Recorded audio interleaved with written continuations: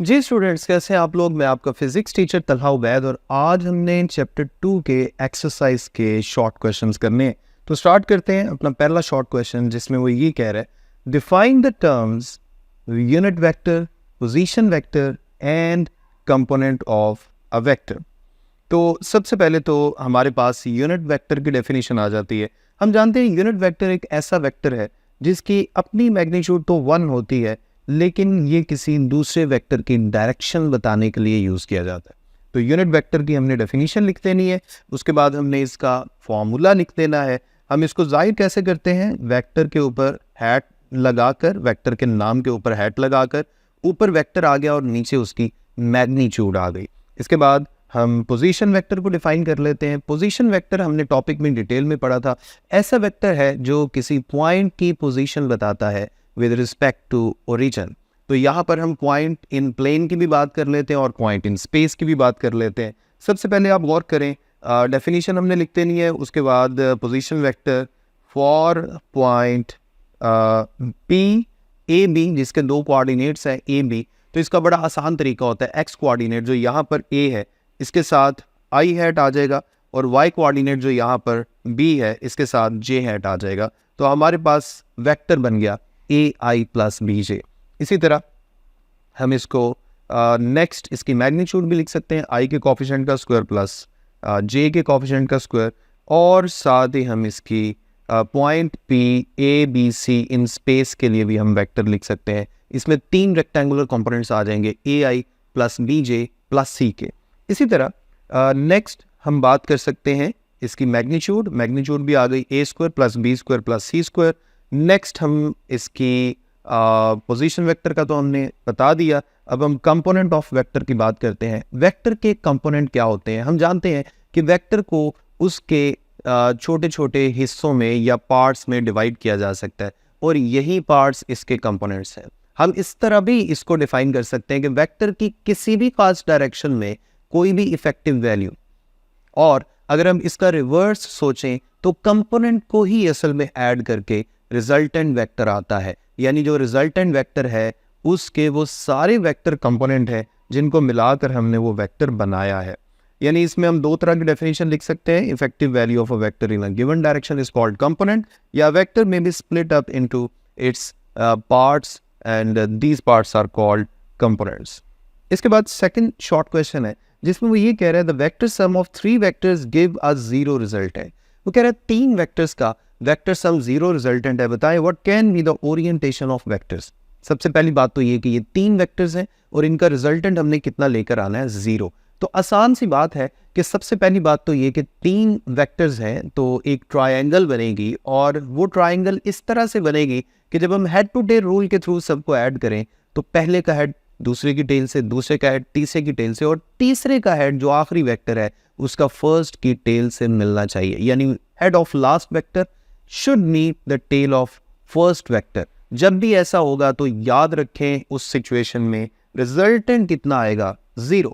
यही बात आपको यहाँ पे नजर आ रही है। वेक्टर ए का हेड वेक्टर बी की टेल है यहाँ पे, इसी तरह बी का हेड और सी की टेल, और सी का हेड और ए की टेल। यहाँ पर लास्ट वेक्टर कौन सा है, यहाँ पर लास्ट वेक्टर है वेक्टर सी। ये लास्ट वेक्टर है, और आप गौर करें ये फर्स्ट वेक्टर है, this is vector A, first vector. अब फर्स्ट वेक्टर की टेल और लास्ट वेक्टर का हेड आपस में मिल रहे हैं, इसका मतलब है ये एक ऐसी ट्राइंगल है जिसका रिजल्टेंट 0 है। इसको हम क्लोज ट्राइंगल भी कह सकते हैं। तो इस तरह से हमने यहां पर सामने मेंशन भी कर दिया। Head of last third vector coincides with the tail of first vector।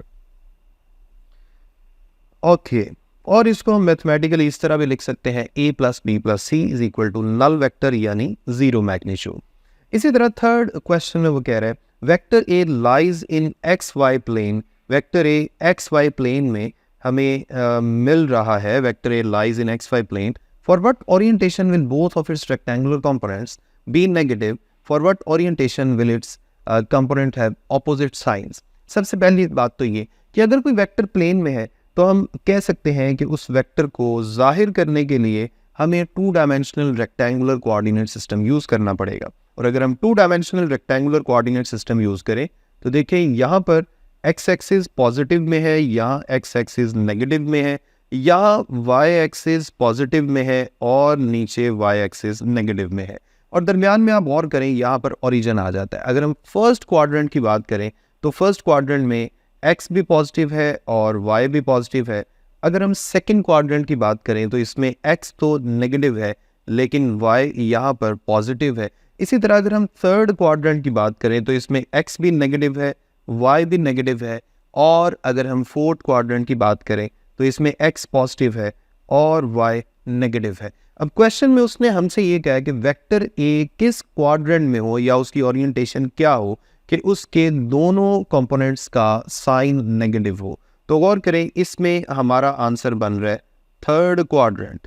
अगर आप थर्ड क्वाड्रेंट की बात करें तो इसमें वेक्टर ए के दोनों कंपोनेंट्स नेगेटिव होंगे। इसी तरह उसने ये भी कहा है what for what orientation will it's components have opposite science. अब गौर करें, सेकंड और फोर्थ क्वाड्रेंट में आप गौर करें वेक्टर के साइन ऑपोजिट होंगे। एक एक्स पॉजिटिव है तो वाई नेगेटिव, वाई पॉजिटिव है तो एक्स नेगेटिव। तो ये हमारा आंसर बनता है when vector lies in third quadrant. अगर वेक्टर थर्ड क्वाड्रेंट में होगा तो फिर उसके दोनों कंपोनेंट्स जो है वो नेगेटिव होंगे। और अगर वेक्टर सेकंड क्वाड्रेंट में होगा तो एक्स नेगेटिव वाई पॉजिटिव। और अगर वेक्टर फोर्थ क्वाड्रेंट में होगा तो एक्स पॉजिटिव और वाई नेगेटिव होगा। तो हमारे क्वेश्चन का आंसर आपको मिल गया। इसके बाद क्वेश्चन नंबर 4 है। इसमें वो कह रहा है if one of the rectangular components of vector is not zero can its magnitude be zero. अगर रेक्टेंगुलर कंपोनेंट्स में से किसी एक की मैग्नीट्यूड जीरो नहीं है तो क्या पूरे वेक्टर की मैग्नीट्यूड जीरो हो सकती है? इसका आंसर है एक बड़ा सा नो, बिग नो। उसकी रीजन क्या है ये मैं आपको साथ साथ बता देता हूं। अगर हम प्लेन वाले वेक्टर की मैग्नीट्यूड लिखें तो हम जानते हैं कि उसका ये फॉर्मूला होता है एक्स कंपोनेंट की मैग्नीट्यूड का स्क्वायर प्लस वाई कंपोनेंट की मैग्नीट्यूड का स्क्वायर और सारे का स्क्वायर रूट। और यहाँ पर अगर मैं स्पेस वाले वेक्टर की बात करूं तो इसमें एक्स की मैग्नीट्यूड का स्क्वायर, वाई की मैग्नीट्यूड का स्क्वायर प्लस जी की मैग्नीट्यूड का स्क्वायर और सारे का स्क्वायर रूट आ जाएगा। अब गौर करें, अगर हम चाहते हैं कि रिजल्टेंट यानी ए की मैग्नीट्यूड जीरो हो तो अंदर जो कुछ भी है वो सारा कुछ जीरो होना चाहिए। अगर इनमें से कोई भी एक कंपोनेंट जीरो नहीं है तो रिजल्टेंट यानी वेक्टर ए की मैग्नीट्यूड जीरो कभी भी नहीं हो सकती। From above formulae we can see that, यही बात मैंने यहाँ पर लिखी हुई है, vectors magnitude can only be zero if all the rectangular components of vectors are zero. तो ये था हमारा फोर्थ क्वेश्चन का आंसर। इसके बाद है 2.5। वो कह रहे can a vector have component that greater than the vectors magnitude. वो कह रहे हैं कि क्या वेक्टर के कंपोनेंट्स उसकी अपनी मैग्नीट्यूड से ज्यादा हो सकते हैं? तो इस क्वेश्चन के दो तरह के आंसर हैं। अगर तो हम रेक्टेंगुलर कंपोनेंट्स की बात करें तो हम जानते हैं रेक्टेंगुलर कंपोनेंट्स में एक राइट एंगल ट्राइंगल बनती है और हाइपोटेनस यानी रिजल्टेंट की मैग्नीट्यूड कभी भी उसके बेस और परपेंडिकुलर से कम नहीं हो सकती।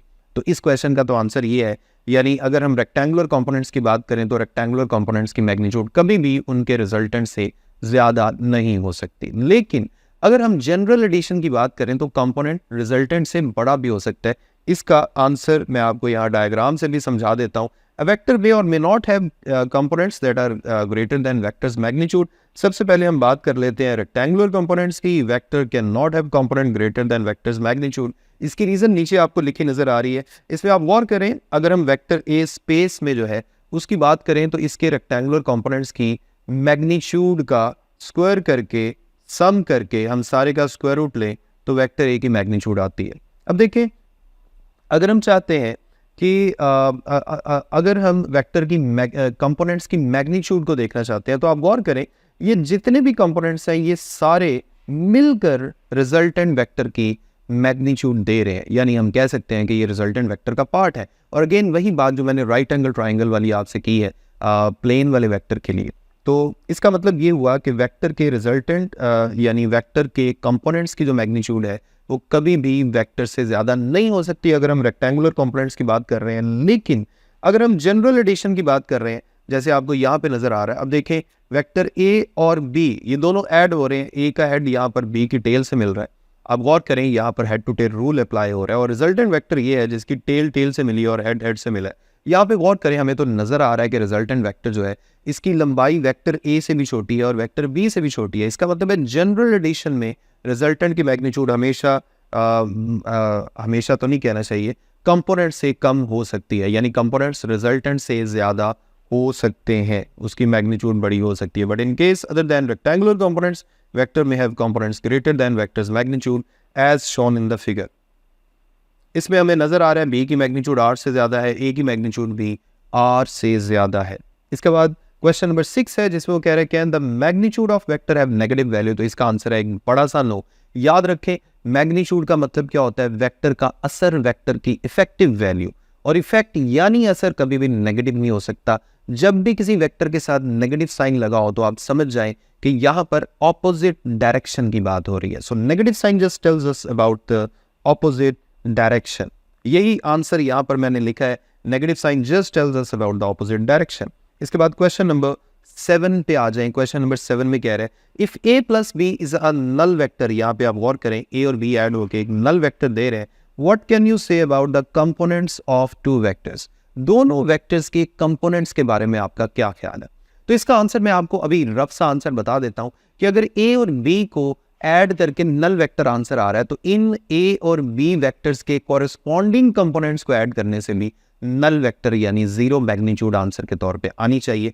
उसकी वजह क्या है ये अभी हम देख लेते हैं। The sum of their respective components will also be zero या नल वेक्टर। इसकी रीजन क्या है, हम एक्सप्लेनेशन में दो वेक्टर फर्ज कर लेते हैं, वेक्टर ए और वेक्टर बी। वेक्टर ए भी प्लेन में है, वेक्टर बी भी प्लेन में है। ए के भी दो कंपोनेंट्स है, एक्स कंपोनेंट और वाई कंपोनेंट, और बी के भी दो कंपोनेंट्स है, एक्स कंपोनेंट और वाई कंपोनेंट। इसके बाद हमने एक नल वेक्टर भी फर्ज कर लिया, इसके भी दो कंपोनेंट्स हैं और दोनों क्या ली जाएंगे, जीरो। दोनों की मैग्नीट्यूड जीरो होगी, यानी एक जीरो आई है और दूसरा जीरो जे है। इसके बाद हमने क्या करना है, हमने ये जो गिवन इक्वेशन है इसमें ए बी और जीरो, ए बी और नल वेक्टर, ए की जगह ये लिख दिया, बी की जगह ये लिख दिया, नल वेक्टर की जगह ये लिख दिया राइट हैंड साइड पे। अब हमने क्या करना है, हमने आई और जे वालों को इकट्ठा कर देना है। अगर आप गौर करें यहाँ पे हमने आई वाले इकट्ठे कर दिए, जे वाले इकट्ठे कर दिए, और अगले स्टेप में मैं आई को कॉमन कर लेता हूँ, यहाँ पे ब्रैकेट में ए एक्स प्लस बी एक्स आ गया, और जे को कॉमन कर लिया, ए वाई प्लस बी वाई आ गया, और दाएं तरफ जीरो आई प्लस जीरो जे। अब आई और जे के कॉरेस्पॉन्डिंग कोफिशिएंट्स को अगर हम कंपेयर करें तो गौर करें ए एक्स और बी एक्स को ऐड करने से भी जीरो आ रहा है और ए वाई और बी वाई को ऐड करने से भी जीरो आ रहा है। इसका मतलब है जो रिलेशन ए और बी का है वही रिलेशन इनके कॉरेस्पॉन्डिंग कंपोनेंट्स का है, यानी इनके कॉरेस्पॉन्डिंग कंपोनेंट्स को भी ऐड करके आंसर क्या आ रहा है, जीरो या नल वेक्टर। तो नेक्स्ट क्वेश्चन की तरफ चलते हैं। नेक्स्ट क्वेश्चन 8 में वो कह रहा है under what circumstances would a vector have components that are equal in magnitude. वो कह रहा है कौन सी कंडीशंस होंगी कि वेक्टर के जो दोनों कंपोनेंट्स हैं, फॉर एग्जांपल हम वेक्टर इन प्लेन की बात कर लेते हैं और इसके रेक्टेंगुलर कंपोनेंट्स की बात कर लेते हैं, तो किन सर्कमस्टांसेस में इसके दोनों रेक्टेंगुलर कंपोनेंट्स की मैग्नीट्यूड बराबर होगी। तो इसका आंसर तो पहले हमने यहाँ पर लिख दिया है, लेकिन पहले हम मैथमेटिकल कर लेंगे और उसके बाद इस आंसर को मैं जस्टिफाई करूंगा। पहले जस्ट मैं आंसर आपको बता देता हूं कि वेक्टर ए का पॉजिटिव एक्स एक्सिस के साथ एंटी क्लॉकवाइज डायरेक्शन में एंगल थीटा या तो 45 डिग्री हो तो इसके दोनों कंपोनेंट्स की मैग्नीट्यूड बराबर होगी, या अगर वेक्टर सेकंड क्वाड्रेंट में है तो 180 माइनस 45 यानी 135।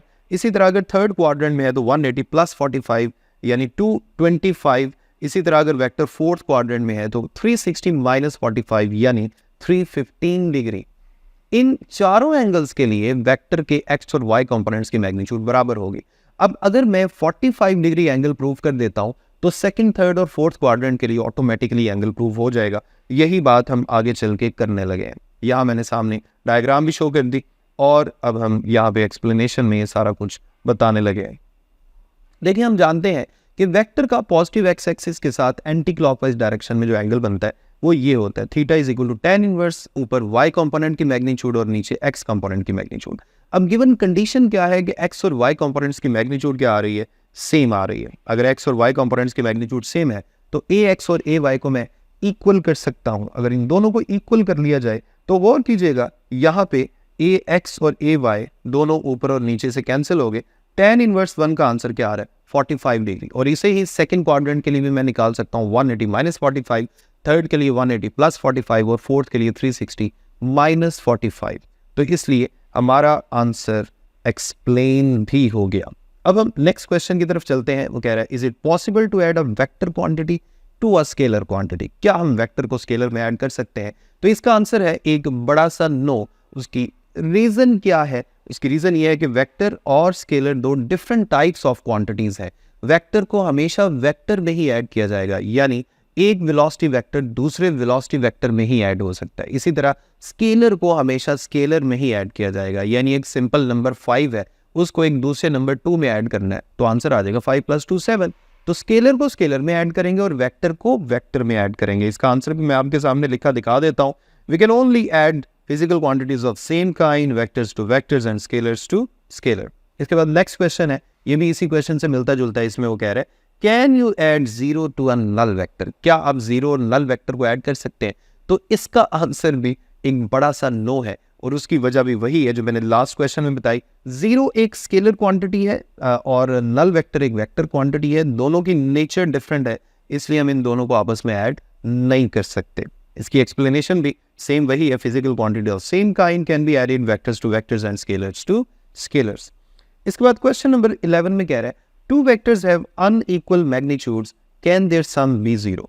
वो कह रहा है दो वेक्टर्स की मैग्नीट्यूड अनइक्वल है, क्या उनका सम 0 हो सकता है? तो याद रखें, अगर दो वेक्टर्स को ऐड करके हम 0 रिजल्टेंट हासिल करना चाहते हैं तो इन दोनों की मैग्नीट्यूड इक्वल और डायरेक्शन ऑपोजिट होनी चाहिए। यानी मैं ये कहना चाह रहा हूं इन दोनों की मैग्नीट्यूड इक्वल, यानी फर्ज कर लें एक वेक्टर इस तरफ है, इसे मैं ए कह देता हूं, तो दूसरा वेक्टर बिल्कुल ऑपोजिट होना चाहिए और इसकी मैग्नीट्यूड बिल्कुल सेम होनी चाहिए। यानी अगर हम चाहते हैं कि दो वेक्टर्स को ऐड करके नल वेक्टर यानी रिजल्टेंट 0 आए तो हम इन दोनों की मैग्नीट्यूड को सेम रखेंगे, यानी ये दोनों एक दूसरे के ऑपोजिट होने चाहिए और मैग्नीट्यूड सेम होनी चाहिए, यानी ये एक दूसरे के नेगेटिव वेक्टर होंगे तो फिर ऐड करेंगे तो आंसर 0 आएगा। इसी बात को यहाँ पर मैंने एक्सप्लेन किया है और ये आपको यहाँ पर नजर आ रहा है। Two vectors of unequal magnitudes cannot give 0 resultant. Sum of two vectors can only be 0 when they are equal in magnitude and opposite in direction. तो ये बात भी हमने एक्सप्लेन कर दी। Addition of vector and its negative vector gives 0 resultant, यही बात मैं अभी थोड़ी देर पहले आपको बता रहा था। तो ये है हमारा, और साथ हमने मैथमेटिकल इक्वेशन को भी यहाँ पर लिख दिया।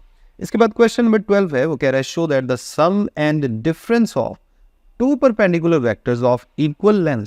वो कह रहे हैं दो फर्ज कर लें वेक्टर्स हैं ए और बी, दोनों आपस में परपेंडिकुलर हैं और दोनों की लंबाई भी आपस में बराबर है, तो प्रूव करें कि उनका सम यानी उनको ऐड करने से और उनका डिफरेंस यानी उनको माइनस करने से भी जो आंसर आएगा वो भी आपस में परपेंडिकुलर और सेम लेंथ का होगा।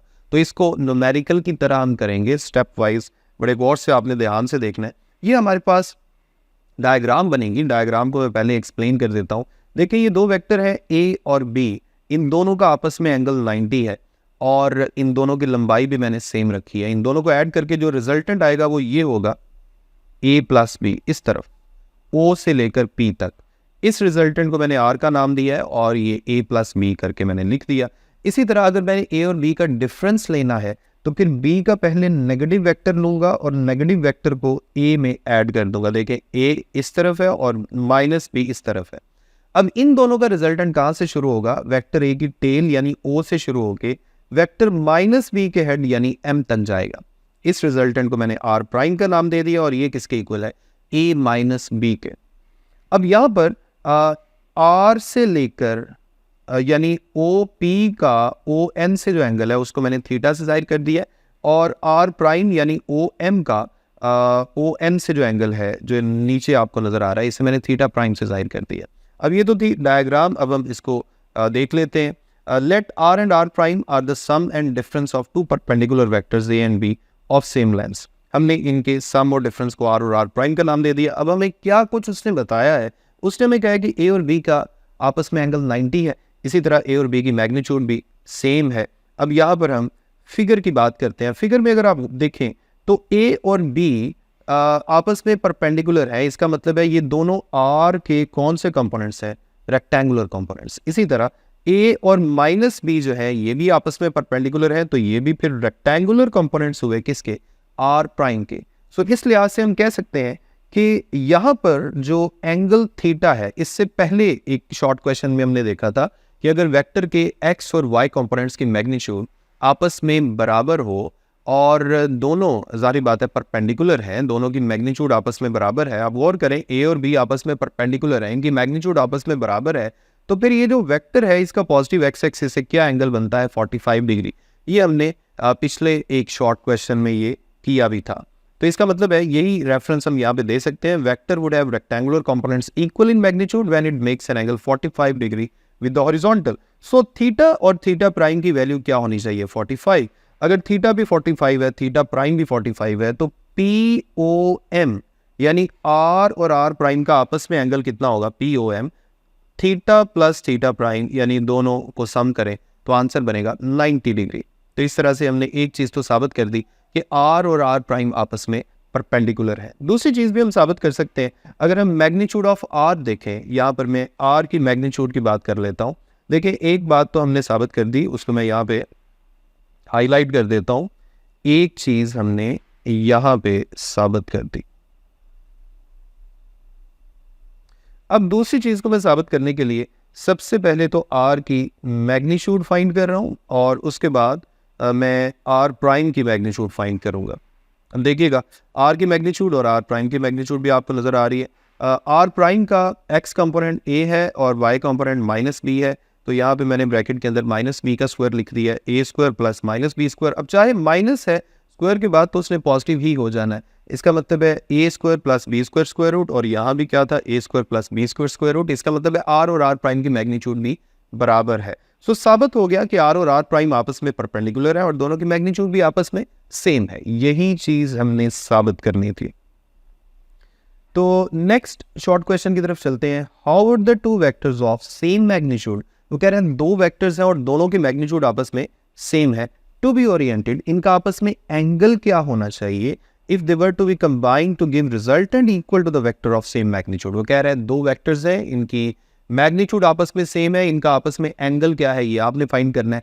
अगर इनके रिजल्टेंट की मैग्नीट्यूड भी वही आए जो इनकी है, तो इसके लिए हम क्या करेंगे, हम सबसे पहले तो ये देखते हैं कि अगर दो वेक्टर्स को ऐड करें, देखिए वेक्टर ए और वेक्टर बी को मैंने ऐड किया, सारी बात है head to tail rule use किया, और रिजल्टेंट कहाँ से आएगा ए की टेल से बी के हेड तक। ये हमने शुरू से head to tail rule of vector addition में ये बात समझी है, सीखी है।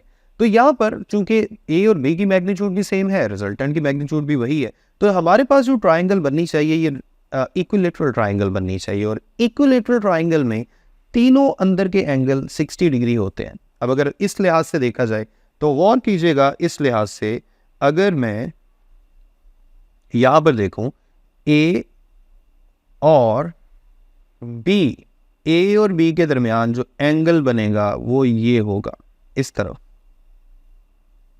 ये ए और बी के दरमियान एंगल है। और ए और बी के दरमियान एंगल कितना बन रहा है, अब गौर करें, टोटल एंगल जो होता है ना, ये वाला सारा का सारा टोटल एंगल ये होता है 180 डिग्री।